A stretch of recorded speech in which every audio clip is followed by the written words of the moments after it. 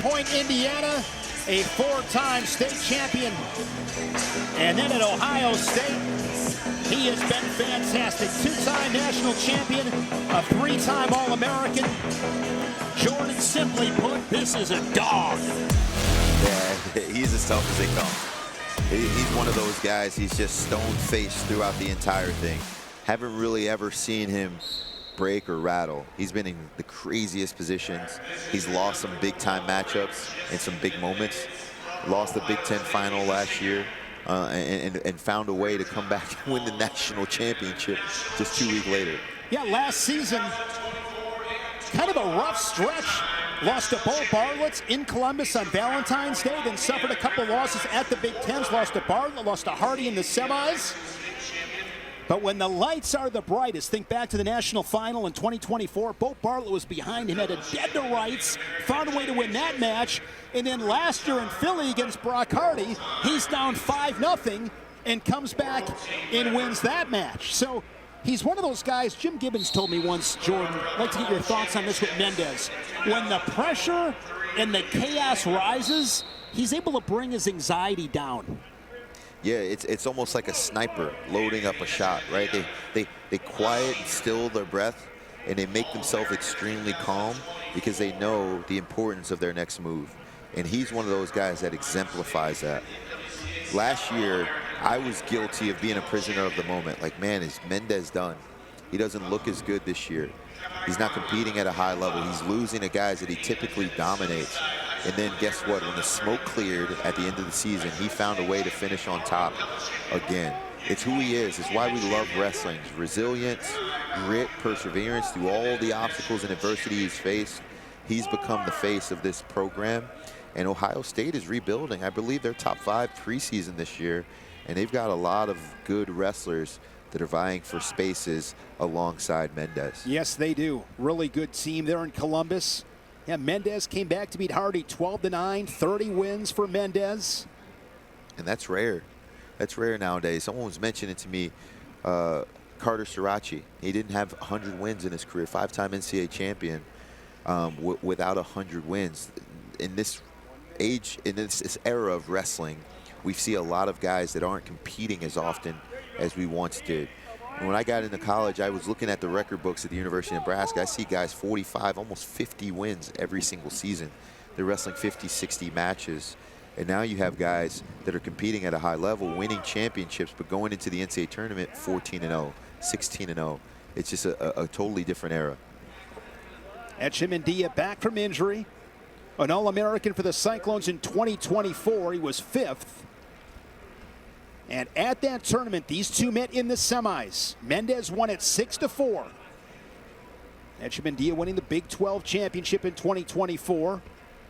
He's from Cuba. It's well documented. FloWrestling's done some great stuff on him over the years. Wrestled high school at Sunnyside High School in Tucson, won an Arizona State title.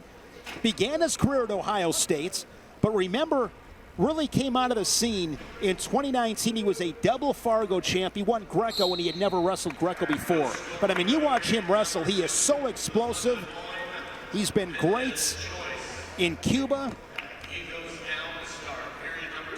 And he's been around for a long time, Shane. Yes, he has. I was looking at the tail of the tape. Think about this. Echemendia is 26, and he's a junior. Jesse Mendez is 22, and he's a senior. You know, Echemendia has another year eligibility at 26. Because Mendez, I don't believe, redshirted. Mendez is rocked out from the jump, and he's done a really good job of coming in and showing that you're never too young to win. He's one of the few athletes that in their 4th year is still extremely young but able to compete with the best guys in the country regardless of age. Mendez quick escape in the 2nd period, leading at 1-0. Mentioned Echemendia on the freestyle scene. 2-time senior freestyle medalist at Cuba Nationals. Junior and cadet national titles in Cuba as well. Just super explosive. Nice. Here's Mendez, really nice shot. Single leg, looking to finish on the edge. Switches off to a double leg and scores the 3. Huge takedown from Mendez to widen the gap, now up 4-0. And look at him, look at his coaches. He's already going optional start. He knew exactly what he wanted. As soon as he got the takedown, he looked back and threw the optional start to him and said, hey, I want to try again. Mendez beat Bo Bartlett in this event last year 4-1. Mendez began at 133, was 6th in 2023 before winning those 2 titles here at 141. Look at how physical he is. Like, you can hear it. You can hear when he makes connections with his collar ties, you can hear it in a quiet arena. And he follows it up with good fakes right there. And then also, once he gets you biting on his face, then he'll send his attacks and he finishes quickly. Won the Big Ten title 2 years ago. Mendez, Brock Hardy, Luke Stanich ranked 1, 2, 3. Penn CJ Composto ranked 4th.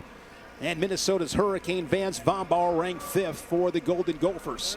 Half a minute remaining here in this second period. Mendez with an escape and a takedown.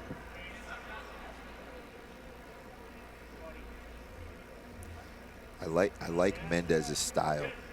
He lands that rear leg lefty collar tie. Does a great job. Once he lands it, he fakes with his right hand. Watch how he slips that lefty collar tie inside there, right there. He beats, every time he gets Echemendia the reach, he beats him inside with his collar, maintains position, and does a good job controlling the hand fight. Jay Jaggers and Logan Stieber in the corner for Mendez. So right now, between Jaggers, Stieber, and Mendez, there are 6 multiple-time national champions in Buckeyes history. There's 3 of them. The others, Kyle Snyder with 3, Tommy Rowlands, and Kevin Randleman. I remember Kevin Randleman in the early 90s. That was a man. I remember the blonde hair. Yeah, think about that. Between those 3, there's 8 national championships. 8 of those things. That's crazy. Man, lots of history at Ohio State. Tom Ryan embarking now on his 20th season. You talk about consistency. 7 times in the top 3 under Tom Ryan, 5 times runner-ups. They won it all in 2015. Top 10, 16 times. Tied for 5th last March. They've won 3 Big Ten tournament titles, and you said it before, they are stacked. This is a really good team, some really good depth. Well, again, their proximity to talent is exceptional. I mean, you look at the guys in the corner from Ohio. You look at Jesse Mendez close by, Crown Point, Indiana.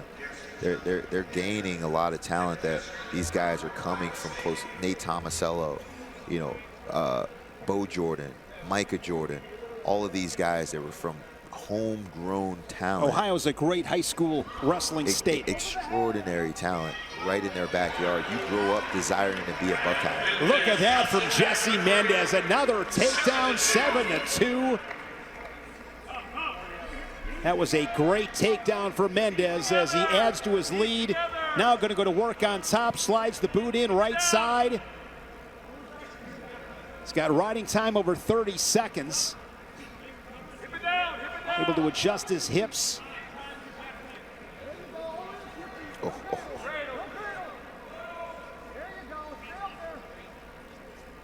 The face of the Ohio State Buckeyes, Jesse Mendez. We still haven't seen any committed shots. If you're Echemendia, what are you waiting for? You gotta go get this guy. You're on a big stage. It's 20 seconds left in this match, and you're down by 2 takedowns. You gotta go find a way to put some points on the board.